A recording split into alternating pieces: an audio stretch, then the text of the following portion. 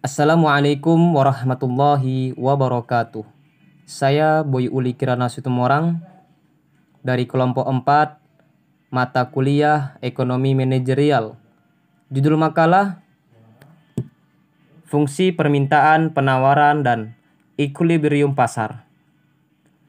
Adapun dosen pengampu yaitu Ibu Raras Risia Yogas Numurti SEMM. Nah, di sini saya akan menjelaskan bagian A yaitu dasar permintaan.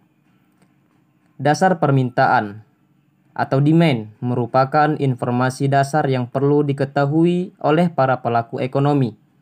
Gunanya menyusun strategi untuk mencapai tujuannya.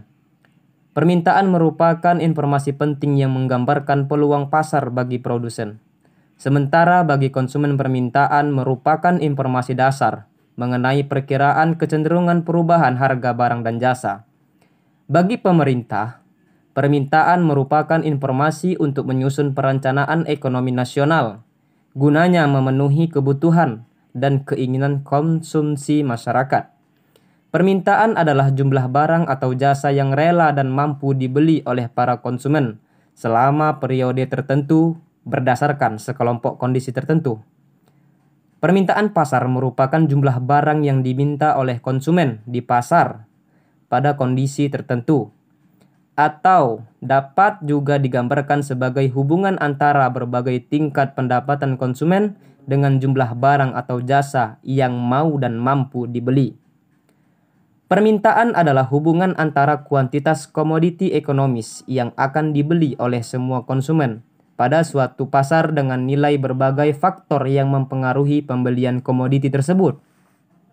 Pada dasarnya, permintaan dalam ilmu ekonomi dapat didefinisikan sebagai kuantitas atau jumlah barang-barang dan jasa-jasa yang mampu dibeli oleh konsumen pada suatu periode tertentu dan berdasarkan kondisi tertentu. Nah, permintaan suatu barang dan jasa pada hakikatnya dipengaruhi oleh beberapa faktor antara lain. Yang pertama adalah harga dari barang dan jasa itu sendiri. Kedua, pendapatan konsumen. Yang ketiga, harga dari barang-barang dan jasa-jasa yang berkaitan. 4. Ekspektasi konsumen terhadap harga barang dan jasa tersebut pada masa mendatang.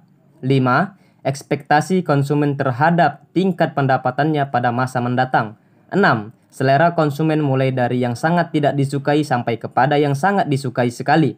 7. Banyaknya konsumen potensial. 8. Pengeluaran iklan. 9. Atribut atau features dari barang-barang dan jasa itu sendiri. 10. Faktor-faktor spesifik lainnya yang kiranya berkaitan dengan permintaan barang dan jasa tersebut. Hukum permintaan pada hakikatnya merupakan suatu hipotesis yang menyatakan makin rendah harga suatu barang, maka makin banyak permintaan terhadap barang tersebut. Sebaliknya, makin tinggi harga suatu barang maka makin sedikit permintaan terhadap barang tersebut. Nah, di sini terdapat dua macam perubahan kedudukan kurva permintaan. Pertama, ada perubahan titik kurva permintaan dan kedua, perubahan posisi kurva permintaan.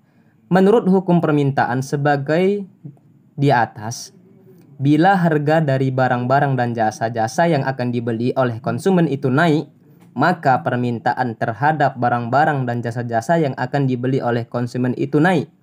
Maka permintaan terhadap barang dan jasa atau produk tersebut akan menurun. Sebaliknya, apabila harga dari barang dan jasa yang dibeli oleh konsumen tersebut turun, maka permintaan terhadap barang dan jasa akan meningkat. Yang dimaksud harga produk naik adalah harga produk itu menjadi mahal dari harga sebelumnya.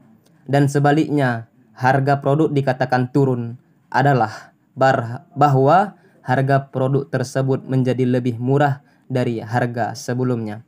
Terima kasih. Untuk materi selanjutnya, saya persilahkan kepada rekan saya yang akan menjelaskan sebagiannya. Terima kasih. Baik, selanjutnya di sini saya akan membahas bagian B, C, dan D.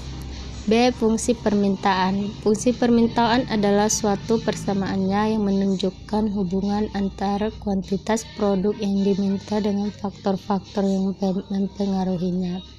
Fungsi permintaan secara umum menspesifikasikan bagaimana kuantitas produk yang diminta berhubungan secara bersama dengan variabel harga produk yang variabel-variabel penentu permintaan seperti pendapatan konsumen, harga dari produk lain yang berkaitan, ekspektasikan sementara terhadap harga produk itu di masa mendatang.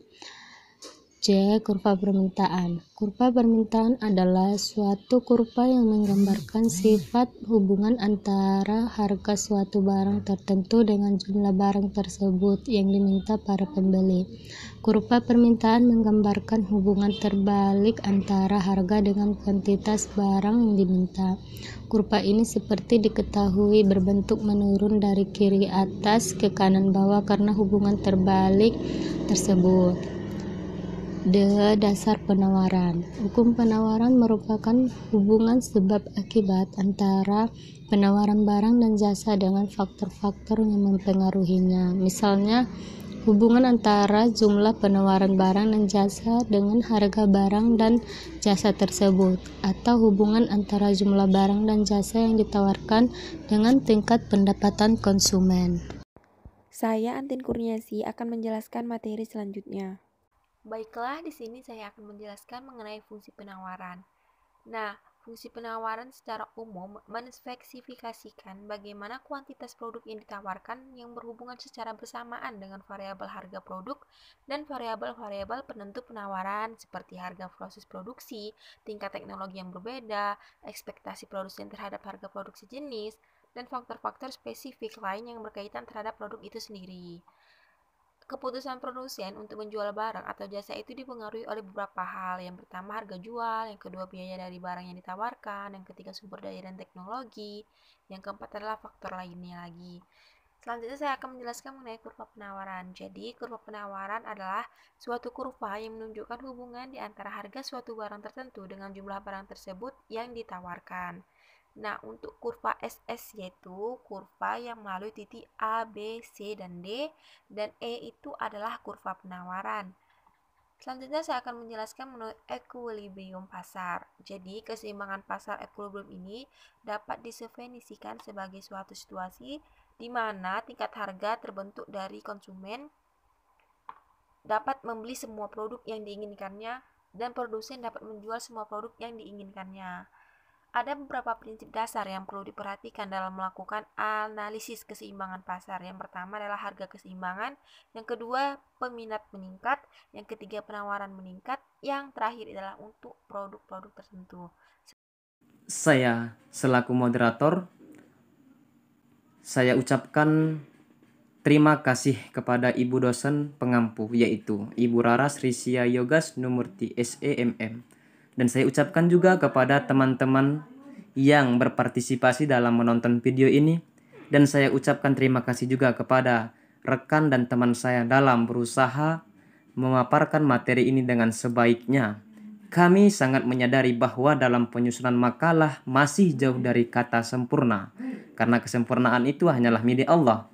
Oleh karena itu, kami sangat mengharapkan kepada para pembaca berupa kritik serta saran yang bersifat membangun guna terciptanya suatu makalah yang sempurna dan sesuai seperti apa yang diharapkan semestinya. Burung Irian Burung Cendrawasih, cukup sekian dan terima kasih. Saya selaku moderator ingin undur diri. Assalamualaikum warahmatullahi wabarakatuh.